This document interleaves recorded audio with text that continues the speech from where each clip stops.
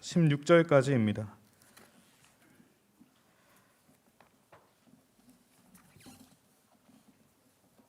마가복음 10장 13절에서 16절까지 말씀, 제가 가지고 있는 성경 71쪽에 있습니다. 사람들이 예수께서 만져주심을 바라고 어린아이들을 데리고 오매 제자들이 꾸짖거늘 예수께서 보시고 노하시어 이르시되 어린아이들이 내게 오는 것을 용납하고 금하지 말라. 하나님의 나라가 이런 자의 것이니라.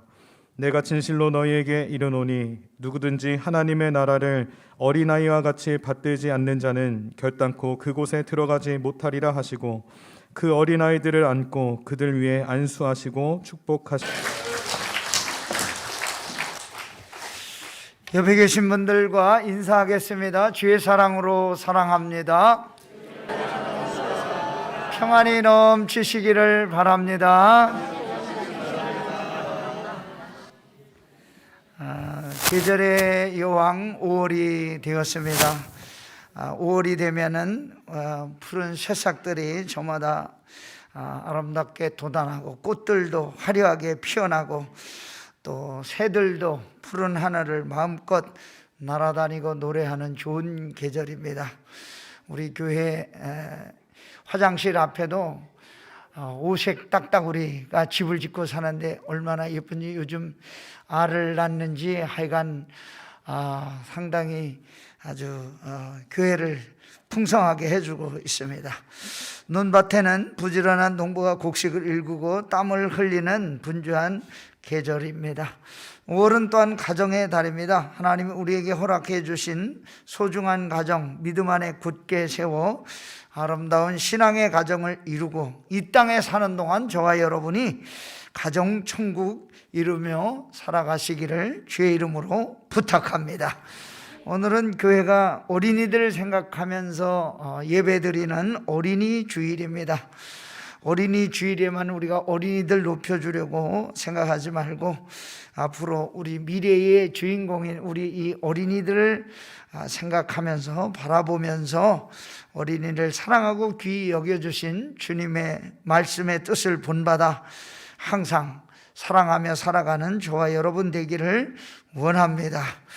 오늘 말씀은 한 번은 예수님이 어린 아이들을 위해서 기도해 달라고 부탁하는 부모님들이 아기들을 데리고 예수님 앞에 가까이 왔는데 예수님의 제자들이 하도 사람들이 많고 복잡하니까 어린 아이들을 데리고 온 부모들을 나무라고 예수님께 가까이 오지 못하게 하는 그런 장면입니다.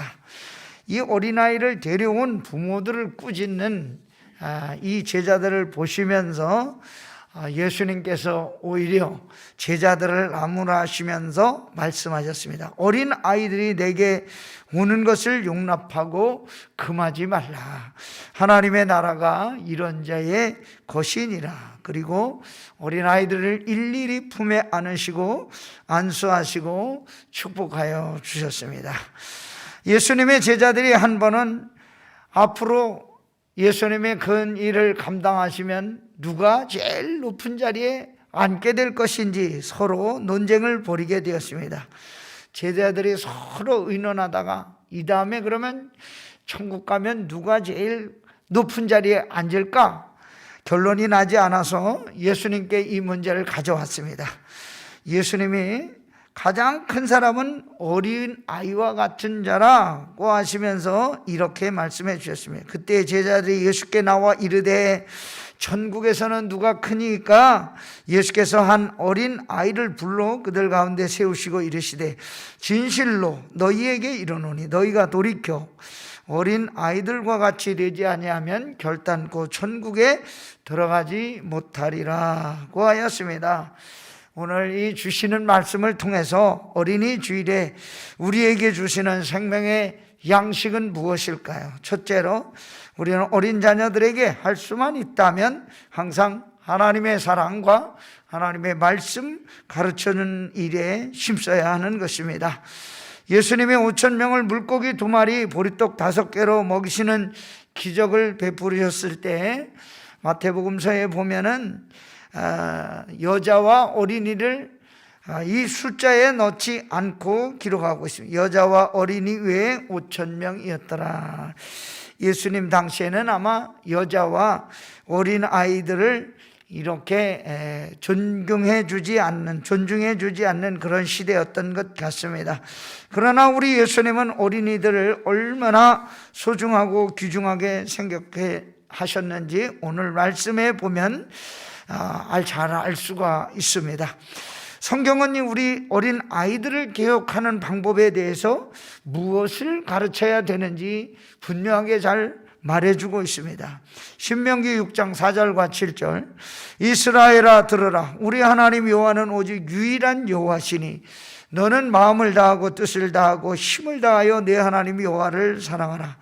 오늘 내가 내게 명하는 이 말씀을 너는 마음에 새기고 네 자녀에게 부지런히 가르치며 집에 있을 때이든지 길을 갈 때이든지 누워 있을 때이든지 일어날 때이든지 이 말씀을 강론할 것이며 라고 하였습니다.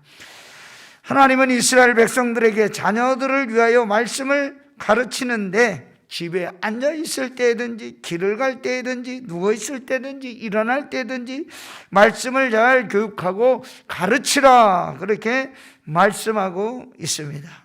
어린이를 무시하는 가정은 축복된 가정이라고 말할 수가 없습니다.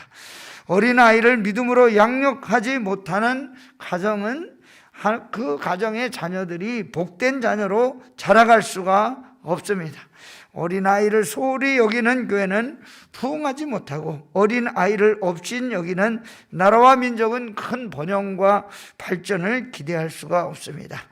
하나님의 말씀대로 어린 아이들을 잘 양육하고 가르치면 성경은 우리에게 그 결과에 대해서 말해주고 있는데 하나님이 약속하신 땅을 얻게 될 것이고 건축하지 않은 집을 얻게 될 것이고 심지 않은 곡식을 거두게 될 것이라고 확신해 주고 있습니다. 우리가 하나님의 말씀을 어린 자녀들에게 심으면 그 씨앗이 자라 바른 신앙의 사람으로 자라게 하여 주실 줄 믿습니다. 바르게 신앙으로 자란 사람이 바르게 잘 생활하고 나라를 위해서 민족을 위해서 그리고 사회를 위해서 귀하게 사용되는 사람이 될 줄로 믿습니다. 또 이 바르게 자라고 배운 사람이 죄 많은 세상에 밝은 빛을 비춰주는 빛된 사람이 될 수가 있는 것입니다.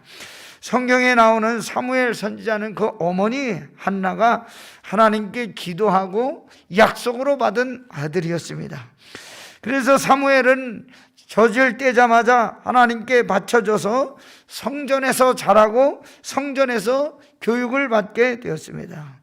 성전에서 자라던 어느 날 하나님은 이 어린 아이 사무엘에게 하나님의 음성을 들려주었습니다.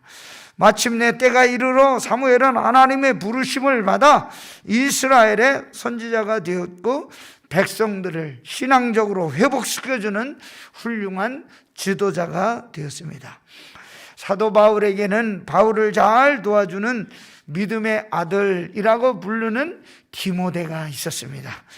그 디모데는 어려서부터 말씀을 잘 배우고 익힌 사람이었는데 바울이 힘들고 어려울 때 감옥에 갇혀 있을 때 대신 목회를 해준 사람이 있는데 바로 디모데였습니다. 디모데는 어디서부터 그런 신앙을 얻게 되었을까요? 어려서부터 그의 외할머니 로이스에게서 하나님의 말씀을 배웠습니다. 그래서 그 하나님의 말씀을 그 마음에 잘 새겨 자랐기 때문에 나중에 바울 대신 목회를 잘 감당하는 목양의 사명을 감당하는 그런 귀한 목회자가 되었습니다.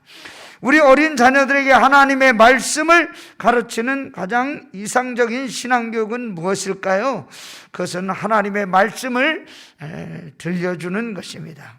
유대인들은 한 지역에 10명 이상, 10가정 이상 살게 되면 무조건 마을 한가운데 회당을 세웠다고 합니다. 바울은 그 많은 넓은 지역을 돌아다니면서 주로 어디에서 전도를 시작했을까요? 바로 이 회당에 가서 하나님의 말씀을 전하고 그들에게 복음을 전했습니다. 회당을 세운 이유는 아이들에게 하나님의 말씀을 가르치기 위해서였습니다. 어른들이 모여서 회의하는 것보다 먼저 자녀들에게 말씀을 가르치기 위해서 그 회당을 세웠습니다. 그러니까 회당은 하나님의 말씀을 가르치는 장소였습니다. 이스라엘 민족의 민족성을 깨워주는 학교였습니다. 저와 여러분도 우리 교회 어린이들을 위해서 할 수만 있다면 말씀을 잘 가르치고 가르치는 그리고 교육하는 일에 최선을 다하는 우리 되기를 소원합니다. 오늘 특별히 아동부 선생님들, 중고등부 선생님들 그 수고와 헌신에 감사를 드립니다. 두 번째로 우리는 어린이들에게 할 수만 있다면 하나님께 아이를 맡기는 삶을 살아야 됩니다. 출애굽기 2장에 보면 한 아기 이야기가 나옵니다. 이스라엘 레위 지파 가문에 사내 아이가 태어났습니다. 잘생긴 아이였다고 성경이 기록했습니다. 출애굽기 2장 2절 그 여자가 임신하여 아들을 낳으니 그가 잘생긴 것을 보고 석 달 동안 그를 숨겼으나 아이가 태어날 때 이스라엘 백성들은 애굽 사람들의 노예가 돼서 종처럼 비참하게 살고 있었습니다. 그래서 이 아이는 참으로 어려운 환경 속에서 태어났는데 애굽의 통치자 파라오가 이스라엘 백성들이 점점 증가하는 것을 막기 위해서 사내 아이면 죽이고 여자아이면 살리라는 명령을 내렸습니다. 핍박과 고난의 시기에 이 아기가 탄생하게 되었는데 3개월 될 때까지는 겨우겨우 숨기면서 아기를 키울 수가 있었는데 3개월이 넘어가니까 사내 아이니까 얼마나 우렁차게 울어댔겠습니까? 100일이 지나니까 더 이상 키울 수가 없었습니다. 들키는 날이면 아기도 죽고 온 가족도 죽임을 당할 처지에 놓이게 되었습니다. 할 수 없이 부모가 갈대를 엮어서 상자를 만들고 물이 새지 않도록 역청이 뭔가 하면 타르, 옛날 저희들 어렸을 때 아스팔트 이렇게 할 때 이렇게 뿌리던 거 있잖아요. 그것을 이렇게 정성껏 발라서 갈대 상자 사이로 물이 들어오지 않도록 잘 한 다음 이 아기를 거기에 누이고 나일강에 띄웠습니다. 아기를 띄워보내는 부모의 심정이 얼마나 가슴 아팠을까요? 그 부모 마음이 얼마나 찢어질 것처럼 아팠을까요? 아기의 운명이 어떻게 될지 알 수 없었지만 하나님께 맡기고 이 아기를 물에 띄워 보냈습니다. 다른 사람 군인들의 손에 죽게 되는 것을 보게 되느니 차라리 아기가 어떻게 되든 강에서 살아남아 구원받게 되기를 바라는 심정으로 나일강에 아기를 흘려보냈습니다. 얼마간 떠내려가다가 기적적으로 이 아기가 구출되게 되었는데 하필이면 그날 나일강에 와서 목욕하던 바로의 왕 공주님에게 발견되게 되었습니다. 누구도 예상하지 못한 일이죠.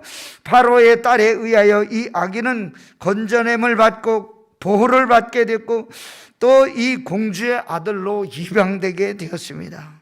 버려진 아기가 유대인의 가정에 한 아기로 태어났지만 이집트 국적을 취득하고 심지어 왕자의 신분을 가지고 보호를 받고 왕실 교육까지 받게 되었으니 얼마나 놀라운 은혜입니까?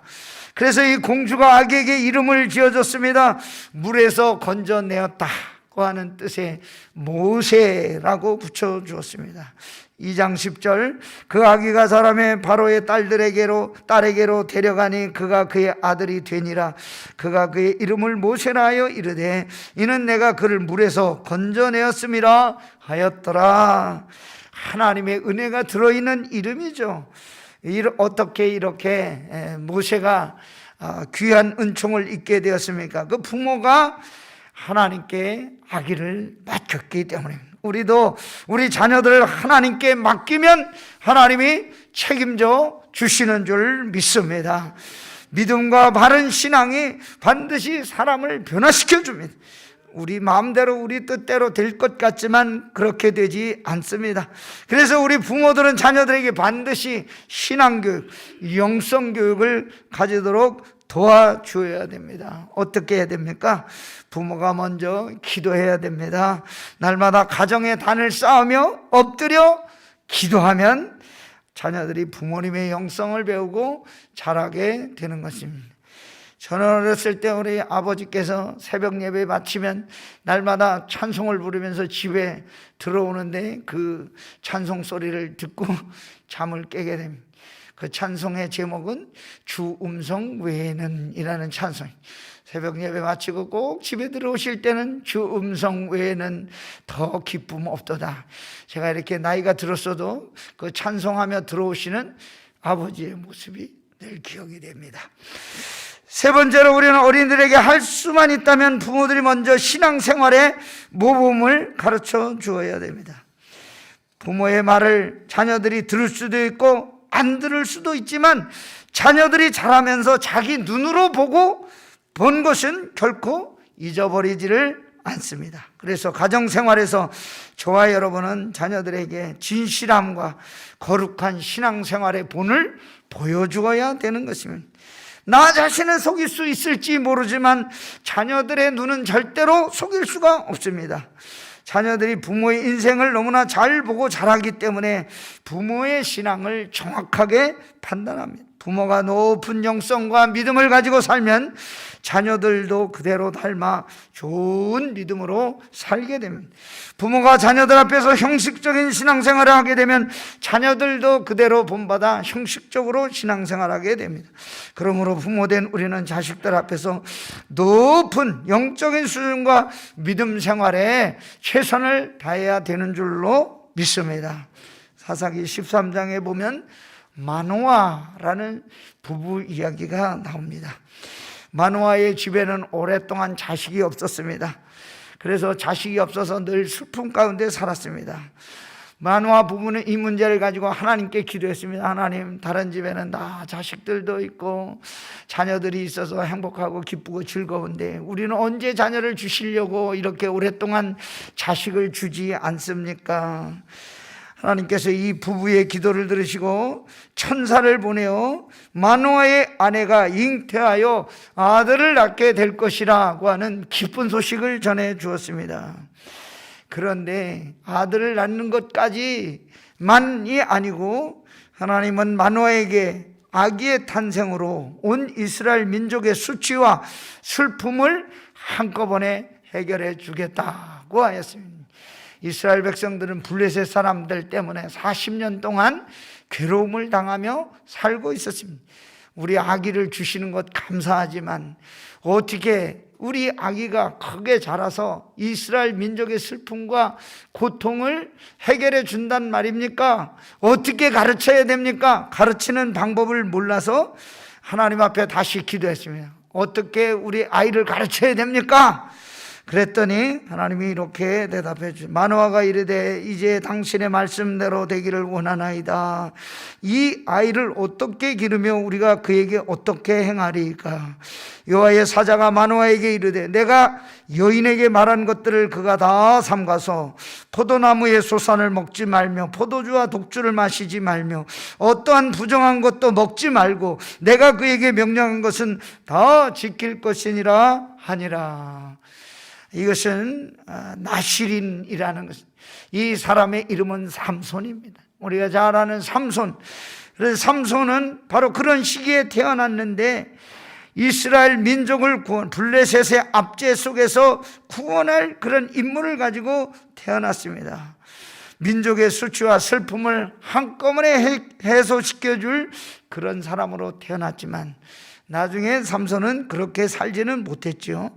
지금 우리 가정의 아이들 때문에 우리가 근심되는 문제가 있습니까? 자녀들의 장래 때문에 고민이 되는 것이 있습니까? 그렇다면 만화처럼 우리 하나님 앞에 나와 간절히 기도해야 하는 것입니다. 자녀를 문제를 해결하는 가장 중요한 일이 뭡니까? 하나님 앞에 맡기고 기도하는 것입니다. 그때 하나님은 우리의 기도를 들어주실 줄 믿습니다. 하나님의 자녀, 하나님을 위해서 사용되는 귀한 자녀 되도록 손잡고 기도하면 그 기도가 반드시 응답되어 그 자녀가 하나님의 뜻 안에서 날마다 강건하는 복을 누리게 될 줄로 믿습니다. 우리 자녀들이 바른 믿음과 성령 안에서 자라가면 반드시 하나님의 세우심과 도움을 받게 될 것입니다. 이 기도로 승리하며 나가는 성도들과 가정 되시기를 주의 이름으로 축원합니다. 오늘 말씀을 생각하시면서 찬송으로 하나님께 영광을 올려드리겠습니다. 556장 날마다 주님을 의지하는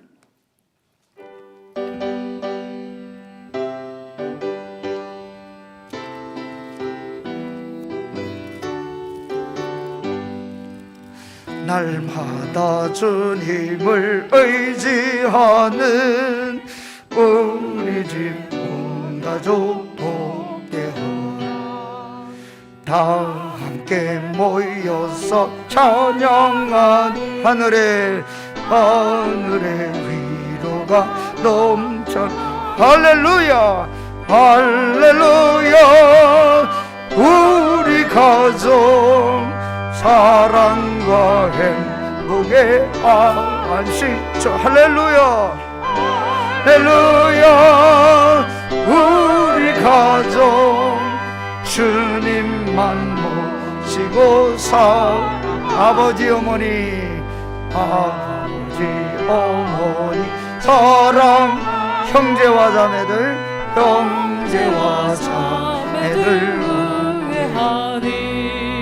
세상의 풍파가 밀려와도 주 사랑 안에서 할렐루야 할렐루야 우리 가족 사랑과 행복의 안식처 아멘 할렐루야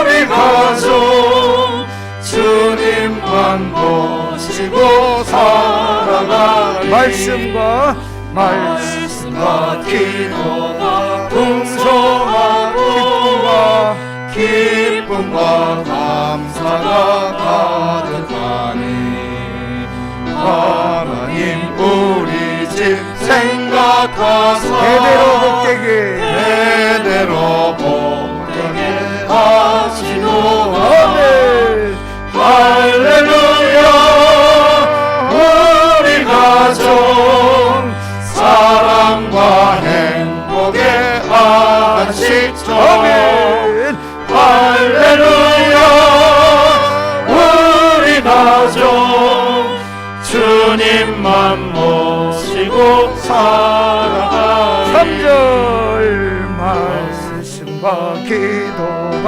풍성하고 기쁨과 감사가 가득하니 하나님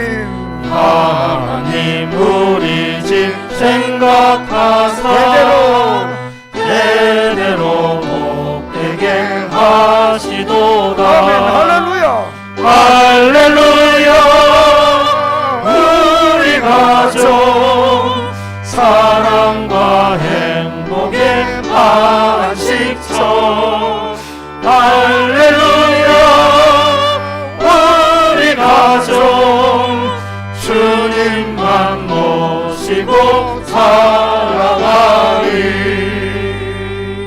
아멘 하나님 아버지 감사합니다. 오늘 저희들 5월 첫 번째 주일 하나님 앞에 나왔습니다. 그동안 코로나 때문에 여러 가지 힘들고 어려운 시기를 2년여 동안 잘 지나게 하여 주시니 감사를 드립니다.